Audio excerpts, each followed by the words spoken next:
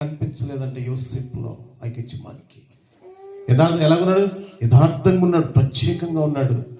ఎవరు చూశాడు?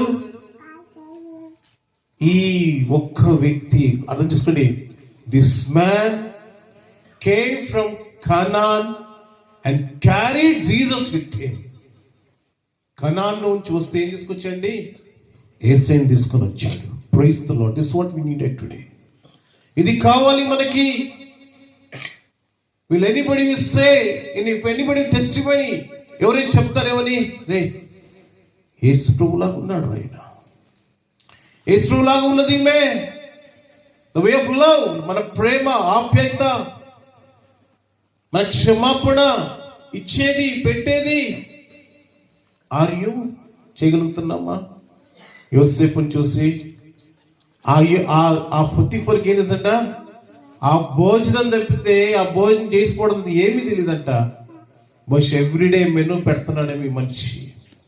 ప్రతిదీ చూసుకుంటున్నాడు, ఆ ఇంటి మొత్తాన్ని చూసుకుంటున్నాడు. ఎవరండి ఈయన? ఒక బానిస. He came with Jesus. దేవుని తీసుకుని వచ్చాడు ఐగుప్తు దేశానికి. Are you today? నీ ఆఫీస్లో, నీ కాలేజ్లో, నీ స్కూల్లో, నీ ఇంట్లో, నీ బంధువుల మధ్యన నీతో పాటు నీ యేసయ్య వస్తున్నాడా? కాబట్టి మొదటిదిగా ఇది ప్రత్యేకమైన జీవితం.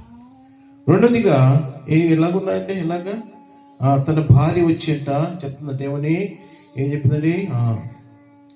17 అప్పుడు ఆమె తన భర్తతో ఈ మాటలు చెప్పిను, నీవు మన ఎద్దుకు తెచ్చిన ఆ హెబ్రీయుడు దాసుడు నన్ను ఎగతాళి చీటకు నా ఎద్దుకు వచ్చెను.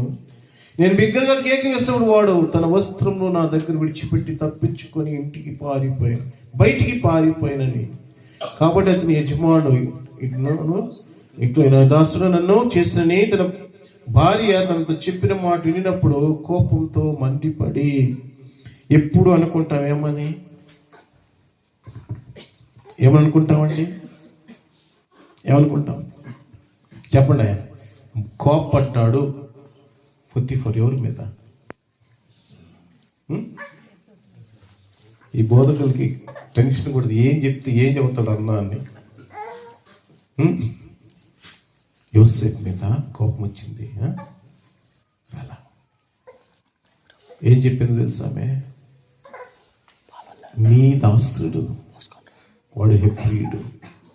ఏం చెప్తున్నాడు? నీ దాసుడు హెబ్రీయుడు. 2 సార్లు తెలియకుండా చెప్పింది. హెబ్రీయుడు అనగా ప్రత్యేకింపబడిన వారు, దేవుని బిడ్డలు.